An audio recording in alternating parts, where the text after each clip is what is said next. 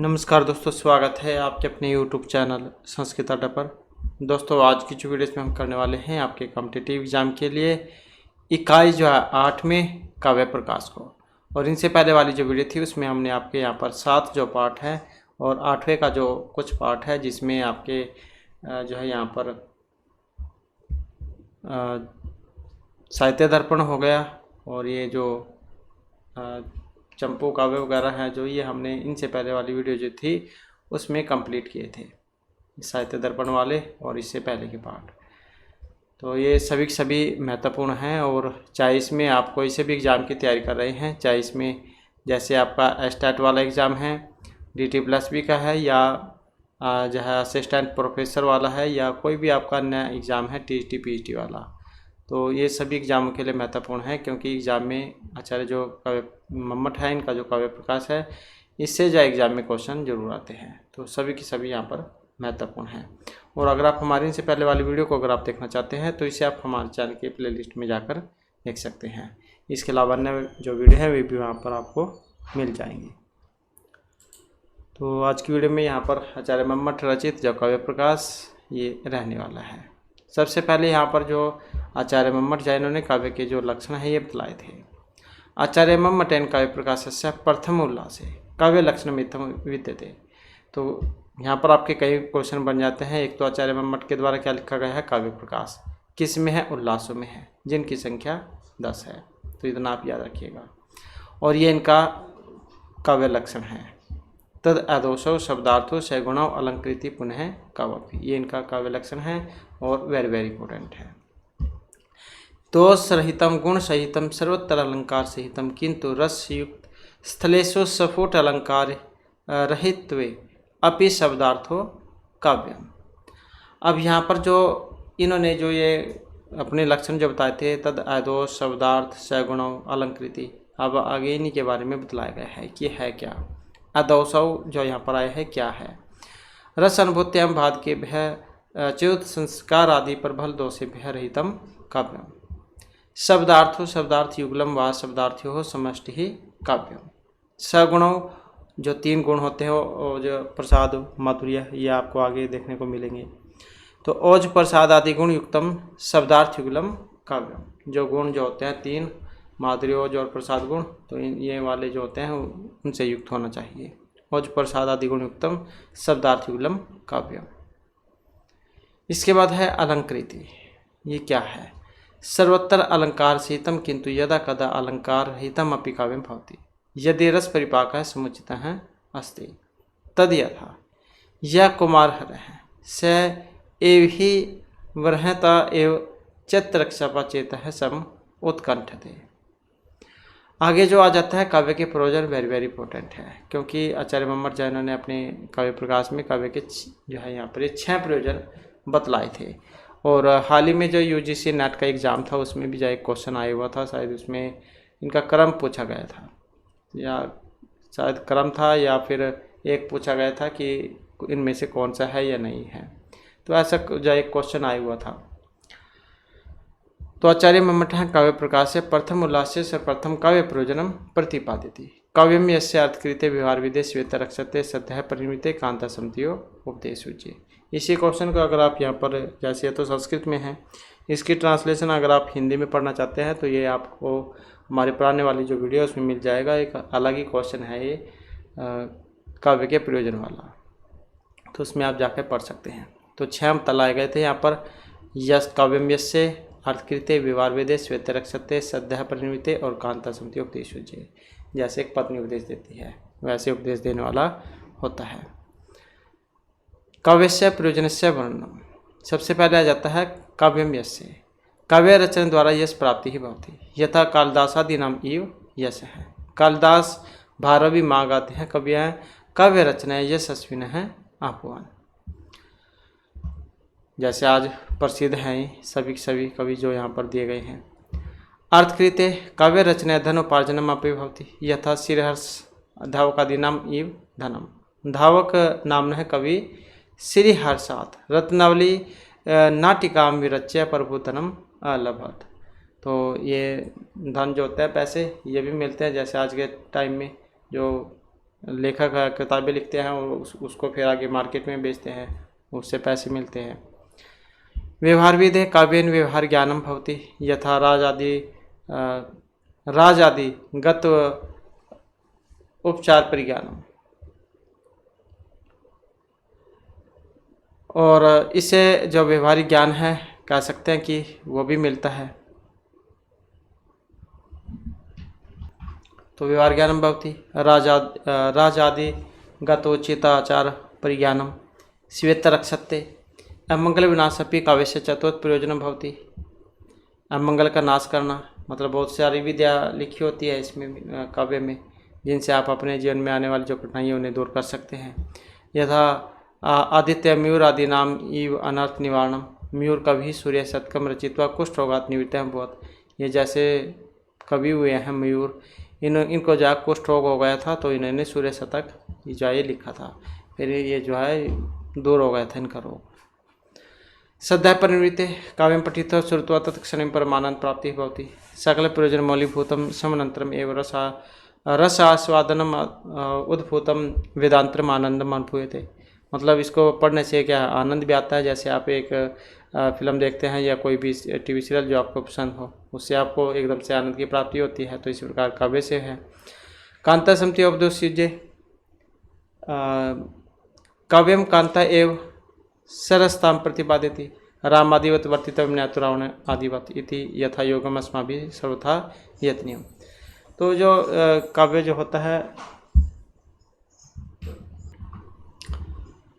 तो काव्य जो हमें बताता है कि हमें जो राम जो है उनके समान होना चाहिए, न कि रावण के समान, क्योंकि इसमें पिता के प्रति जो भक्ति, भ्रातृभक्ति, पिता की आज्ञा, तो सभी जो गुण हैं आपको राम जो है इनमें देखने को मिलेंगे। तो सभी का मान सम्मान रखा था इन्होंने। तो राम आदिवर्तितव्यो न तो रावण आदिवत। तो जैसे एक पत्नी जो होती है, पत्नी क्या करती है, वो भी जैसे अगर उसका पति कहीं उल्टे काम करता है, किसी दूसरे काम में लग जाता है, गलत काम में, तो उसको क्या है सही रास्ते पर लेकर आती है। तो इसी प्रकार से काव्य है यहाँ पर। तत्तर उपदेश शैली त्रिविधा, उपदेश शैली 3 प्रकार की बतलाई गई यहाँ पर। प्रभु सम्मितिम, सौहरी सम्मितम और कांता सम्मितिम। प्रभु सम्मितिम शब्द प्रधानम वेद आदि शास्त्रेभ्य, सौहृद सम्मितम अर्थ प्रधानम पुराण आदि इतिहासेभ्य और कांता सम्मितिम शब्दार्थियों गुण भावेन विलक्षणम काव्यम। तो इस प्रकार से जहाँ यहाँ पर ये काव्य के प्रयोजन हैं। नेक्स्ट आ जाता है काव्य हेतु हो। आचार्य मम्मटेन काव्य प्रकाश से प्रथम उल्लास काव्य हेतु हो उक्त है। शक्ति निपुणता लोक शास्त्र काव्यादावेक्षणा काव्य शिक्षा अभ्यास हेतु तद उद्भवे। तो ये कई बार जाइए पंक्ति भी आ जाती है कि ये कहाँ से ली गई है। अब इनके बारे में है जैसे शक्ति कविता बीजभूत संस्कार विशेष है। या विना काव्यम न प्रसरेत परिश्रितम व उपसहनीयम स्यात्। निपुणता छंद है व्याकरणादि शास्त्राणाम कोश कला चतुर्वर्गादि लक्षण ग्रंथनाम काव्यानाम इतिहास आदि ग्रंथनाम च विमर्शनादि व्युत्पत्ति ही भवति तदेव नैपुण्यम। अभ्यास है ये काव्यम कर्तुम विचारितुम च जानन्ति तद उपदेशेन काव्यम करणीयम पुनः पुनः अभ्यास करनी है। अत्र एतत्र हेतु समुदितः न तो व्यस्तः तस्य काव्यस्य उद्भवे निर्माणे समोल्लासे च हेतु न तो हेतु है। अतः कारिकायाम उक्तम इति हेतु तद उद्भवे। नेक्स्ट में आ जाता है काव्य भेद है। काव्य प्रकाश अनुसारम आचार्य जो मठ है इन्होंने काव्य के 3 भेद माने थे, उत्तम मध्यम और अधम। तो उत्तम जो है इसको ध्वनि काव्य कहा जाता है, मध्यम को गुणीभूत व्यंग्य काव्य और अधम को चित्र काव्य। वेरी इंपॉर्टेंट है, ये भी एग्जाम में बहुत ज़्यादा पूछा जाता है। चाहे तो इस प्रकार से पूछ ले जाए, ध्वनि काव्य को क्या कहा जाता है उत्तम काव्य, या उत्तम काव्य को क्या कहा जाता है ध्वनि काव्य। मध्यम काव्य को क्या कहा जाता है गुणीभूत व्यंग्य काव्य, या फिर गुणीभूत व्यंग्य को मध्यम काव्य। इसी प्रकार से अधम को चित्र काव्य। तो किसी प्रकार से पूछ ले जाता है। अब सबसे पहले जो यहाँ पर जो उत्तम काव्य है ध्वनि काव्य, इसके बारे में है। आचार्य मम्मटेन काव्य भेद विष्कम मतम संक्षिप्त है निम्न प्रकार निरूपितुम शक्यम इदम उत्तम अतिशय व्यंग्य वाचा ध्वनिभूत कथित है। अर्थात वाच्य अर्थस्य अपेक्षा व्यंग्यार्थस्य चमत्कारित्वं प्राप्यते तत्तर उत्तम काव्यम भवति। विद्वांस इदम दमनी काव्यम इदम वदन्ति। तो इसका उदाहरण यहाँ पर यह दिया गया है। निशेषो चंदनम स्वतंत्रतम निम्नलिष्टराग आदर हैं। अत्र वक्तुः बोधः वैशिष्टेन इदम स्पष्टं भवति यत् त्वं तम एव नायक उपगतः असि तथा रमणं गतः असि। इदं मधुरं तथ्यम अधम पदे अत्र वाच्य अपेक्षा व्यंग्यार्थस्य अधिक चमत्कारित्वात् इदम उत्तम का विषय उदाहरण दिया थे। मतलब ये इसका उदाहरण है यहाँ पर, क्योंकि यहाँ पर कहा गया है कि गए तो तुम यहाँ से पानी भरने के लिए, लेकिन तुम पानी भरने नहीं गई, तुम तो कहीं और चली गई। जैसे आज के समय में बहुत सारे बच्चे करते हैं, घर से जाते हैं स्कूल में या पढ़ने के लिए ट्यूशन, लेकिन उनकी ट्यूशन कहीं और लगती है।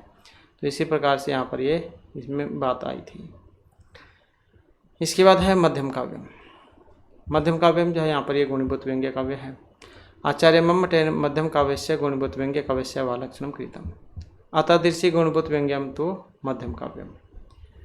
ये जो है ये आती है एग्जाम में, ये वाली। जितर वाच्यार्थ है व्यंग्यार्थस्य अपेक्षा अधिक चमत्कार युक्त है भवति तत्र वाच्यार्थ है प्रमुख है भवति तथा व्यंग्यार्थस्य गुणता भवति अतः तत्र गुणभूत व्यंग्य काव्यम भवति तद यथा ग्राम तरुणम तरुणैनम मंजुलिशनाथ क्रम। ये भी कई बार जो एग्जाम में आ जाता है, ये लाइन आ जाती है और पूछ लिया जाता है कि ये कौन से काव्य का उदाहरण है। ये तो मध्यम काव्य का है, गुणभूत व्यंग्य काव्य भी कह देते हैं। अत्र ग्राम तरुणम दत्त संकेत स्थाने दृष्टवा तरुण हम मुख कांति मलिना जाता, ऐसा वाच्यार्थ है चमत्कार युक्त है। तरुणी विलंबेन गतवती इति व्यंग्यार्थ है गुणीभूत है। इसके बाद आ जाता है अधम काव्यम। इसको चित्र काव्य, नियमन काव्य ये भी कहा जाता है। शव चित्रम वाच्य चित्रम व्यंग्यम तवरम समृतम, ये आती है एग्जाम में। अर्थात व्यंग्यार्थम रहितम शव चित्रम तथा अर्चित्रम इति भेदवेन अधम काव्यम द्विविधा भवति। उभयो उदाहरणम, तो ये आगे इसके उदाहरण हैं। शव चित्र का, शव छंद ये वाला, और अत्र को अपि व्यंग्यार्थ न विद्यते केवल शब्दानाम अनुप्राजन्य चमत्कारता अस्ति अतः इदम चित्र काव्यम उच्यते।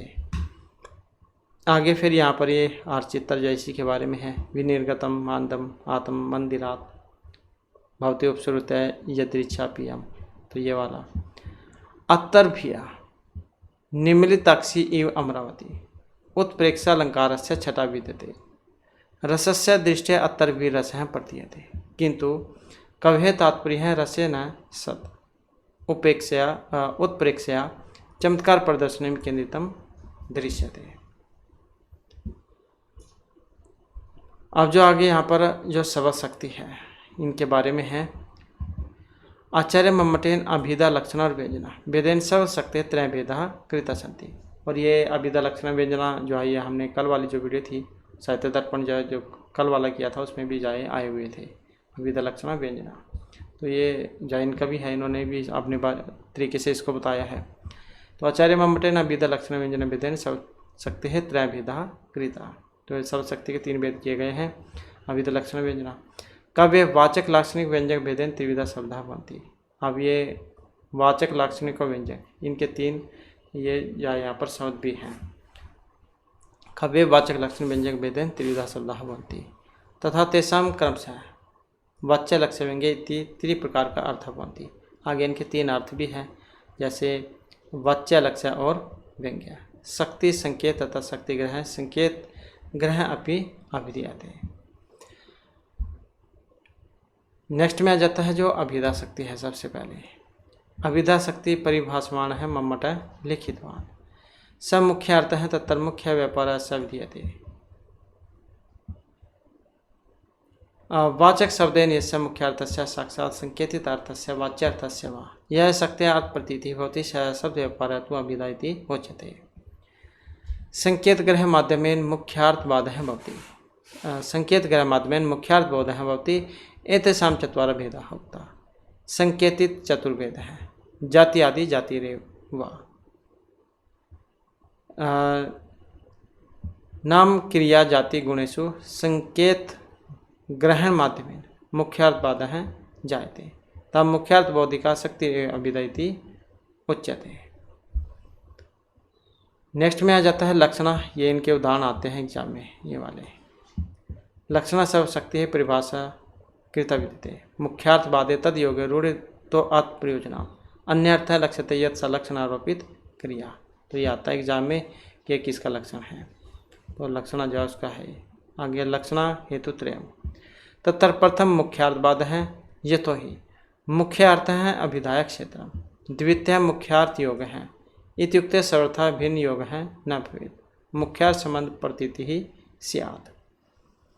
तृतीय रूढ़ि अथवा प्रयोजन भवतु तद यथा कर्मणि कुशल है, रूढ़ि लक्षण है गंगायाम घोष है प्रयोजनवती लक्षण है। तो हमने कल वाली वीडियो में पढ़ा था जैसे गंगायाम घोष है गंगा में घर है, तो लक्षण के द्वारा फिर हमने इसमें पढ़ा था कि गंगा में नहीं घर होता, गंगा के किनारे पर घर होता है। ये तो ही कुशल इत्यस्य दक्ष इत्यर्थे रूढ़ित्वात् गंगायाम सत्य पावनत्वादि गुण नाम घोषे विद्यमान प्रयोजनत्वात् तत्र प्रयोजनवती लक्षणा विद्यते। आगे आ जाता है व्यंजना सभा शक्ति है।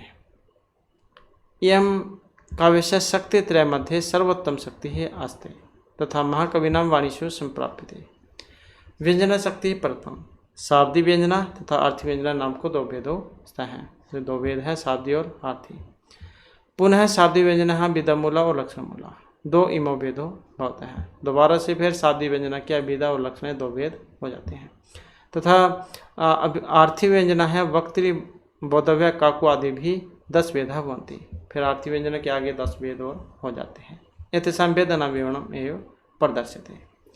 सबसे पहले जो यहाँ पर शाब्दी व्यंजना है जिसमें अभिधमूला आ जाती है। अभिधमूला व्यंजना परिभाषमाने मम्मटः यत् अनेक अर्थस्य शब्दस्य वाचकत्व नियंत्रिते संयोगादिरे वाच्यार्थ धिकृत व्यावृत्ति अंजनम।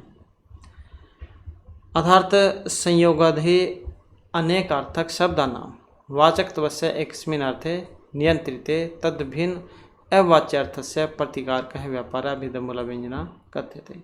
अयं व्यंजन व्यापार है संयोग विप्रयोग साचर्य विरोधी तव आदि भेदई न एक विध है भवती। इसका उदाहरण है जैसे संक चक्रो हरि ही असंक चक्रो हरि ही। अतर हरि शब्द है अनेकार्थत्वाद अपि किंतु अतर वाक्य द्वे हर शब्देन सह संक चक्रो संयोगेन तथा विप्रयोगेन अभिधमूला व्यंजना बोधव्यः। नेक्स्ट में आ जाता है लक्षण मूला व्यंजना।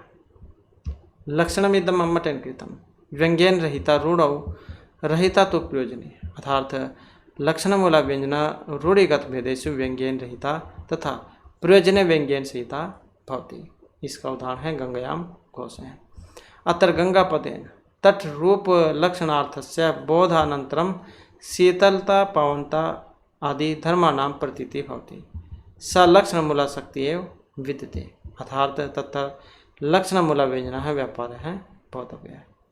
प्रयोजन तो केवल व्यंजन व्यापार गम्य अस्ति तत्प्रयोजनं कुत्रचित् गुणं तथा कुत्रापि अगुणं भवति तच्च गुणम् अगुणं वा। अतः स्पष्टमस्ति यत् लक्षणमूला व्यंजना रूढ़ो व्यंजनरहिता तथा प्रयोजने व्यंजनसहिता भवति। नेक्स्ट में आ जाता है आर्थी व्यंजना। वक्तृ बोधव्य काकु नाम वाक्य वाच्यान्य सन्निधि है प्रस्ताव देश काल वैशिष्ट्यात् प्रतिभाजुषाम या अर्थस्य अन्यार्थदि हेतु व्यापार व्यक्ति एव सा यथा वक्ता वाक्यम बोधव्य वाच्य काकु अन्य सन्निधि। प्रस्ताव देश है काल है चेष्टादीनां वैशिष्ट्यात् सहृदयानाम् अन्यर्थस्य प्रतिकारकः अर्थस्य यह व्यापार है स आर्थी व्यंजना कथ्यते। जैसे सबसे पहले है अभितानी अन्वयवाद है।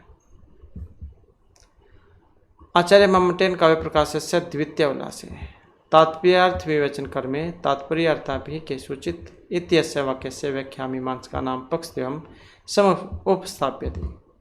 कुमारिल भट्टादीनां मते प्रथमम् अभिधा शक्त्या पदानाम् उपस्थिति अनन्तरम् आकांक्षा योग्यता सन्निधि वशात् तेषाम् अनन्वयः तदनन्तरं वाक्यार्थ ज्ञानम भवति। ये वाक्य जो है उसका क्वेश्चन है, ये अलग से भी है। ये वाक्य के लिए आकांक्षा योग्यता सन्निधि होना जरूरी है। अतः तात्पर्यार्थ ज्ञानाय तात्पर्य शक्ति ही आवश्यक है। अर्थात अभिता नाम सवृत्ति पदे उपस्थिता नाम अर्थानाम अनन्वय है भवति। इसके बाद है अन्वित अभिधानवाद है। प्रभाकर आदि नाम मते वाच्य एवं वाक्यर्थ है इत्युक्ते अन्विता नाम पदा नाम एवं उपस्थिति ही भवति। अतः तात्पर्य शक्ति है आवश्यकता नास्ति। पदानि अन्वितानि भूत्वा पश्चात विशिष्टम अर्थम कथयन्ति। विशिष्ट एवं पदार्थ है वाक्यर्थ न तो पदार्थानां वैशिष्ट्यम। संकेत ग्रहणेन बालकः अन्वित पदेनेव अर्थस्य ग्रहणं करोति। अत्र मम्मटः अभितानि अन्वयवादं स्वीकरोति। नेक्स्ट में आ जाता है रस का स्वरूप। तो यहाँ पर आचार्य मम्मटः रसम परिभाषमाणं लिखितवान्। कारणानि अथ कार्याणि सह कारणानि यानि च रति आदि स्थायिने लोकः तानि चेत नाट्य काव्य हो विभाव अनुभव है तत्कथ्यन्ते व्यभिचारिण है व्यक्त है सहतैर्विभावदय स्थायी भाव रस है समृत है।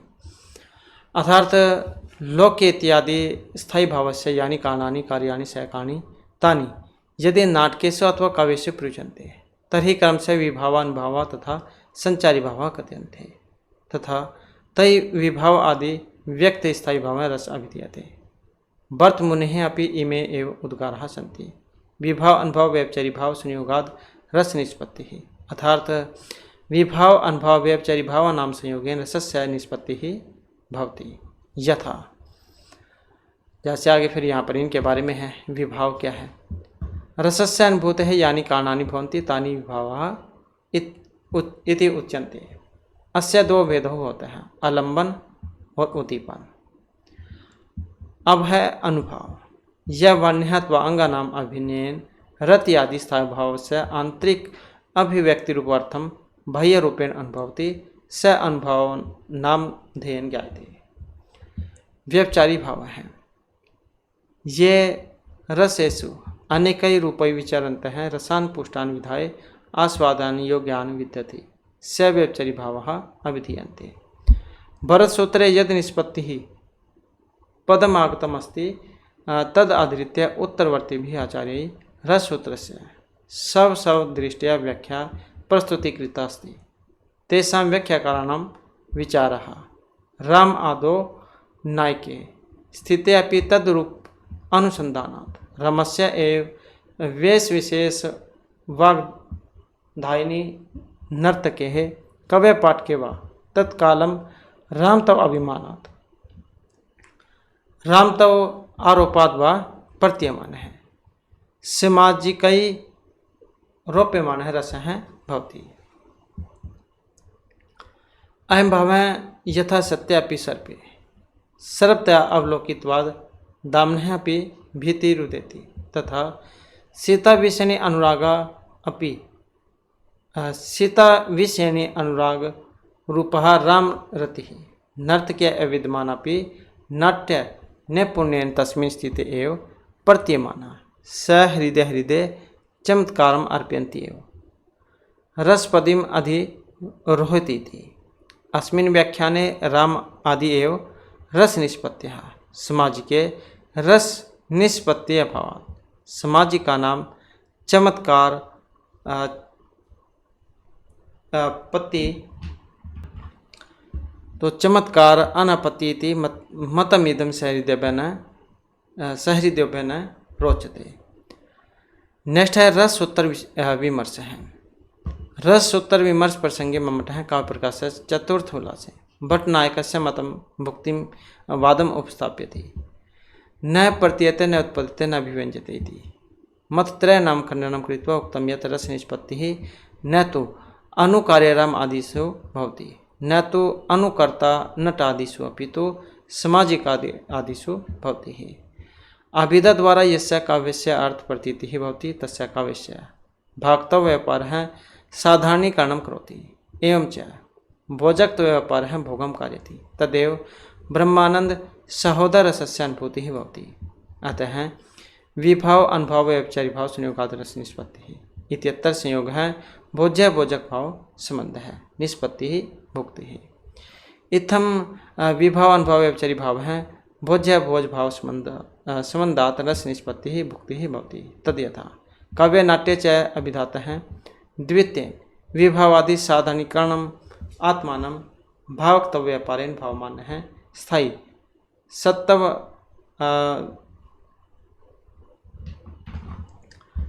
तो सत्यवाद एक प्रकाशानंदमय संविद्वी श्रांति सत्वेन भोगेन भुज्यते थी। आगे आ जाता है रसदोष। रसस्य अपकर्षम त्वम एव काव्य दोष लक्षणम अस्ति। यही साधने काव्य रसस्य न्यूनता भाव है व अगस्ति ते दोषाइति बोधयन्ते। मम्मटाचार्य काव्य प्रकाशस्य सप्तम मूला से सर्वप्रथम काव्य दोषम लक्ष्यते। मुख्यार्थ अति दोष है रस मुख्य है। काव्य रस मुख्यार्थ है हति अपकर्षक हैं अर्थात मुख्यार्थस्य रसस्य अपकर्षक हैं। रस अपकर्षकः दोषः। वस्तुतः काव्यस्य मुख्य उद्देश्यम रस अनुभूति ही अतः रस अनुभूत्याम या विघातकः तत्वः स दोषः इति उच्यते। एते षड्विधा पददोषः चयुत संस्कृत आदि 16 पददोषः भवन्ति। तो ये भी एग्जाम में आता है पददोष कितने हैं। वाक्य दोष है श्रुति कटुआदि 13 वाक्य दोष हैं भवन्ति।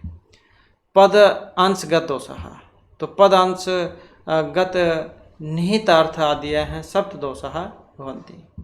वाक्यगत दोष प्रतिकूल वर्ण आदि हैं 21 वाक्य दोष भवन्ति। अर्थ दोष अपुष्टि आदि 23 अर्थ दोष भवन्ति। रस दोष रसस्य सब शब्दवाच्यता इत्यादि हैं 13 रस दोष भवन्ति।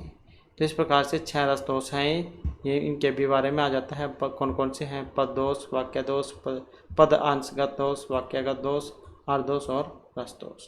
तो ये 6 रस दोष हैं। इसके बाद आ जाता है काव्य में गुण।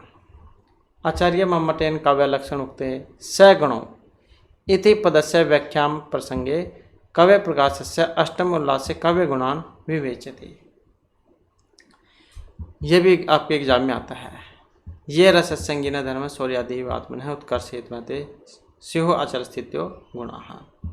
अर्थात आत्मन है शौर्यादि धर्मवत् काव्य मुख्य रसस्य ये अपरिहार्य उत्कर्षदायक है च धर्मः ते गुणा पदवाच्य है। अर्थात शौर्यादि है यथा आत्मन है धर्मः न तो शरीरस्य मृत शरीरे अभावात् तथा माधुर्यादि गुणः रसस्य एव धर्मः न तो वर्णनम्। यद्यपि गुणः मुख्य रूपेण रसस्य धर्मः भवन्ति किंतु गौणीवृत्त्या शब्दार्थ्योः अपि परेषां स्थितिः मन्यते। शब्द गुणः गुणवत्त्यः गुणवृत्त्यः पुनः तेषां वृत्तिः शब्दार्थ्यो मता। अतः शब्द गुणः अर्थ गुणः च इति व्यवहारः भवति। नेक्स्ट में जतक गुणानां भेदः माधुर्य ओज प्रसाद त्रय एते न पुनदस इत्यनेन। तो माधुर्य है ओज है प्रसाद है इति त्रय गुण न तो वामनुक्त 10 गुण। तो ये 3 गुण माने गए हैं माधुर्य प्रसाद गुण, न कि जैसे कि आचार्य वामन जब उन्होंने 10 गुण बतलाए थे। तो माधुर्य जो प्रसाद है उन्हीं के बारे में है। फिर यहाँ पर सबसे पहले माधुर्य गुण है आह्लादकत्वं माधुर्यम श्रृंगारे दुरति कारणम।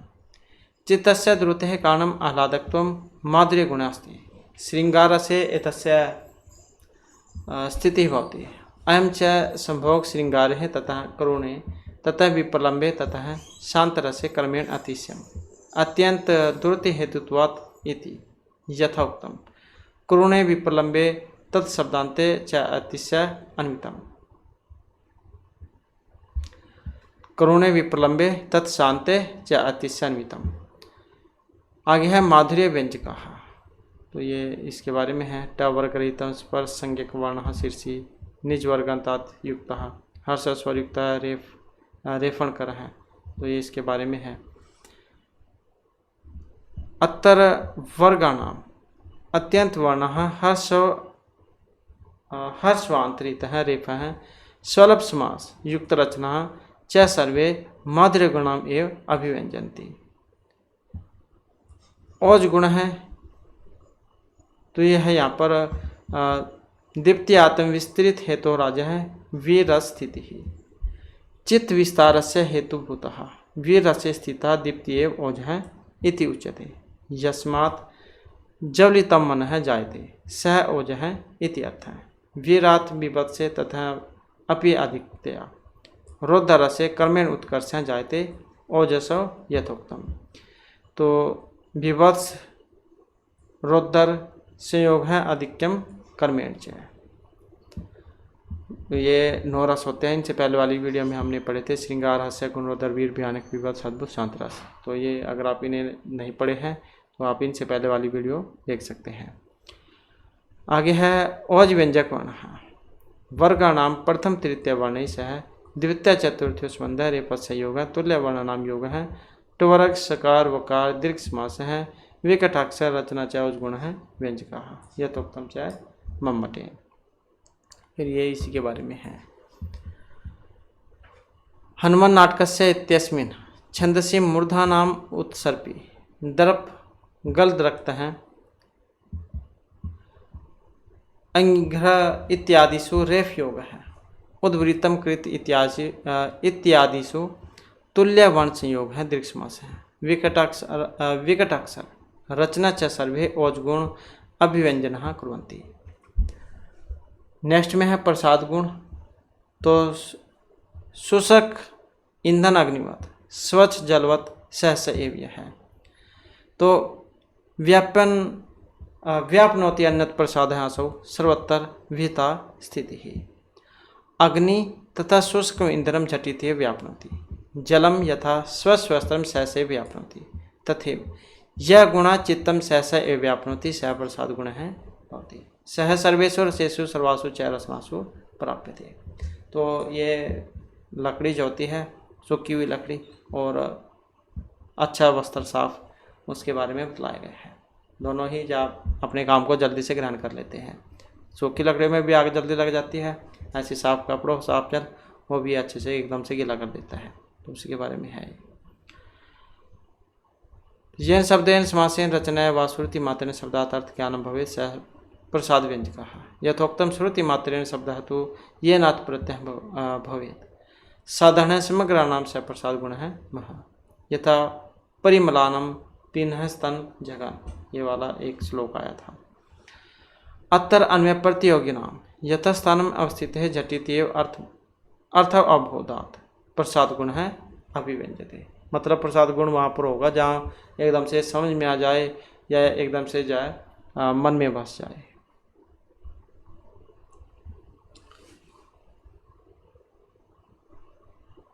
इसके बाद आ जाता है व्यंजन वृत्ति की स्थापना। तो संकलन पुनरसस्य ध्वनेः भेदः व्यंग्यस्य त्रिरूपत्वात् तथा ही किंचित वाच्यतां सहते किंचित अन्यथा तत्र वाच्यता सहसम विचित्रम विचित्रम चाहिए।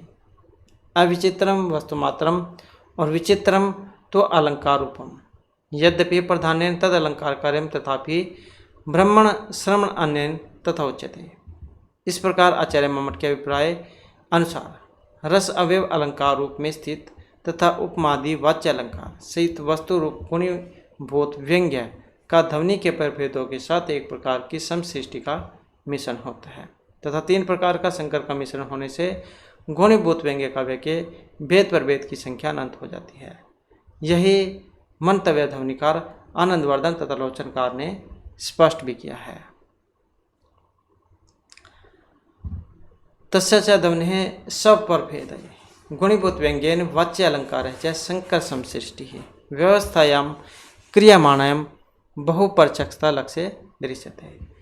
संक्षेप में इस ध्वनि काव्य के 3 भेद हैं, क्योंकि वाक्यार्थ 3 प्रकार का होता है। जैसे कि कोई व्यंग्य वाच्यता को सहन कर सकता है और कोई अन्य प्रकार का अर्थात वाच्यता को सहन न करने वाला होता है।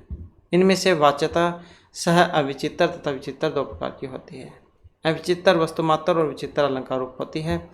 यद्यपि प्रधान होने से वह व्यंग्य अलंकार्य है जिसको अलंकृत किया जाए होती है, तथापि ब्राह्मण श्रवण न्याय से वैसा अर्थात अलंकार कहा जाता है।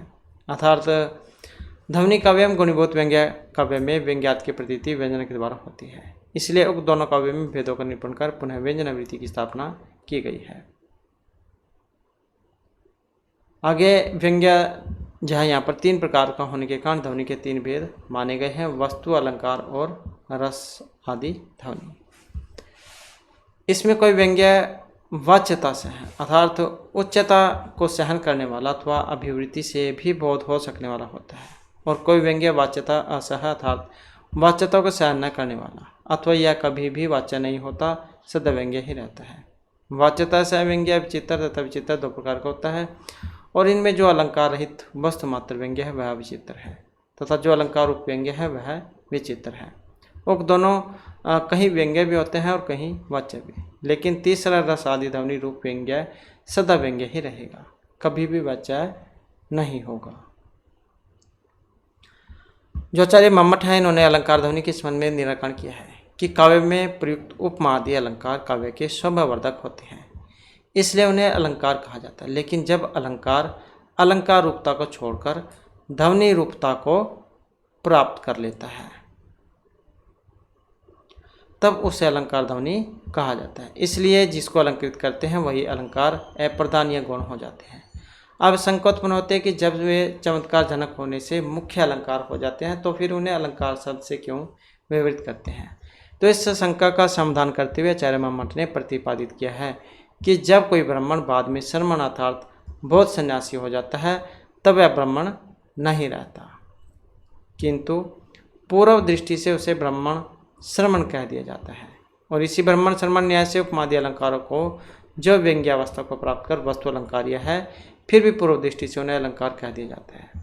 वस्तुतः उपमादि अलंकार जहाँ व्यंग्य नहीं होते वहाँ वे वाच्य मात्र होते हैं अर्थात अलंकार मात्र होते हैं, न कि अलंकार्य। तो इस प्रकार से जाइए आचार्य मम्मट का काव्य प्रकाश था। हो सकता है आपके कुछ यहाँ पर समझ में आए हो, कुछ नहीं आए हो, लेकिन जो इसमें महत्वपूर्ण जो कुछ बिंदु हैं वो हमने आपको बता दिए थे। इसमें से उन्हीं के अंदर से ही एग्जाम में क्वेश्चन पूछे जाते हैं। नेक्स्ट वीडियो इसमें हम नया जो पार्ट है उसको शुरू करेंगे। और दोस्तों हमारे साथ अंत बनाने के लिए धन्यवाद।